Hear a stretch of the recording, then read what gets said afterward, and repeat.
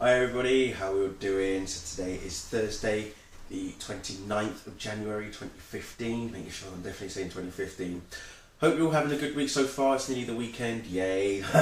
Anyway, Arrow, dearie me. So this was an interesting episode, Midnight City. We see more of Laurel in, taking over as the Canary. She's very much out of practice. She really has got a lot to learn. There was even a point where Roy and Diggle gave her a stern talking to about her actions. They still, obviously, she still hasn't told her dad what's happened to Sarah. So there's certain parts in the episode where we actually hear Katie Lotz' voice, because Laurel is actually imitating Sarah when she eventually talks to her dad via the phone, and also not face to face, but she's disguised as the Canary, standing from a distance talking to her dad. So yeah, she still does not want to give her dad the bad news. I'm sure he'll find out eventually. I have a feeling that it's going to be probably towards the latter stages of season 3 that Captain Lance will eventually find out the truth about Sarah. What else have we got? Obviously, if you watched last week's episode, so big spoiler alert, Oliver is alive, which we're all happy about, but he's still in Nanda Parbat, and it turns out that both Masio and his estranged wife, Katana, have not only rescued and saved Oliver, but brought him back to life as well. It was more Katana that brought Oliver back, because Masio asked for her to come and bring him back to life. We still don't know how she did it.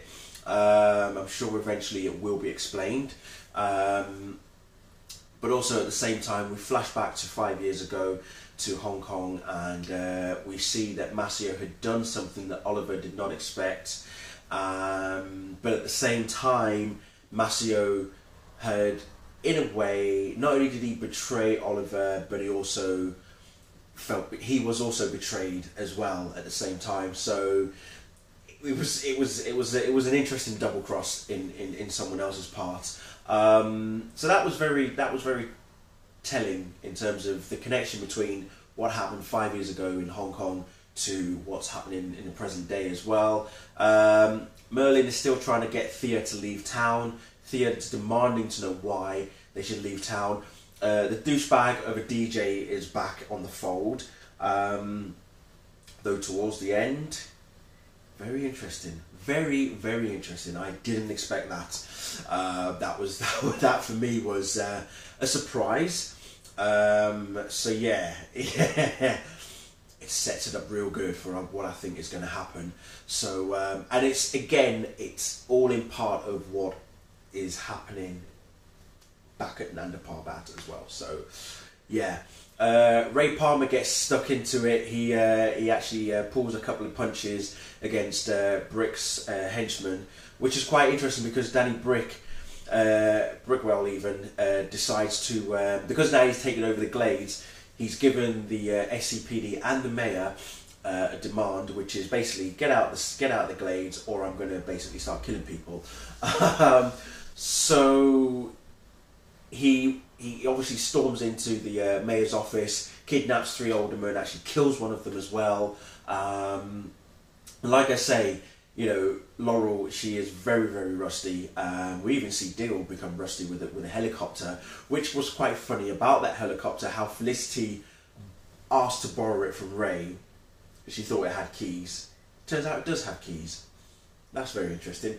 But she also, the thing about Felicity in this episode is that she eventually brings the team back together, realising that because obviously Laurel's grieving about Sarah and Felicity and the rest of the team are all grieving about Oliver, she realises that in the end it's not about the people that they've lost, it's about the people who are still alive. That's the reason why Laurel is taken over as the Canary, the reason why Roy and Diggle are still out patrolling the streets as well. So she basically gives Laurel a second chance, change of heart in a sense. So then even she goes back to Ray and presents him with an interesting gift regarding his nanotechnology for his Atom exosuit, which I can't wait to see. I seriously can't wait to see it. But yeah, so it was very, very interesting how the team eventually come back together, because they were at a loss. They were all over the place. They were in all sorts of funny situations. Obviously, we know that Felicity left because she decided to quit. But then, as I say, in this episode, she has a change of heart. She's come back and brings everybody else together as well. So they all work together again, which is really nice to see. It was really good to see the team back together again. Very scary opening, by the way, with Felicity and Oliver. Very, very scary. That's all I'm going to say on that part. But yeah, no, an interesting episode, and looking forward to next week. Can't wait to see what else unfolds on the show. My biggest intrigue though is definitely what happened at the very end of the episode. Yeah, so that is going to be very intriguing. Cannot wait. And I'm loving Vinnie Jones as Brick. He's very hardcore. What is he made out of? Because I swear to God, every time Laurel was hitting him, he didn't feel a thing. And then, wasn't it last week he got shot, like, in the head? And again, it's like, it didn't feel anything. What is the dude made out? I mean, I know his nickname is Brick, but seriously, dude. But Vinnie Jones, he's awesome. Absolutely hardcore. I'm liking the fact that he's on this show, so it really brings a tough, gritty edge to the series, which is brilliant. So yeah, wow, it's picking up, people. It's picking up, so can't wait. Anyway, that is it from me. Thank you all very much for watching. See you all very soon. Bye.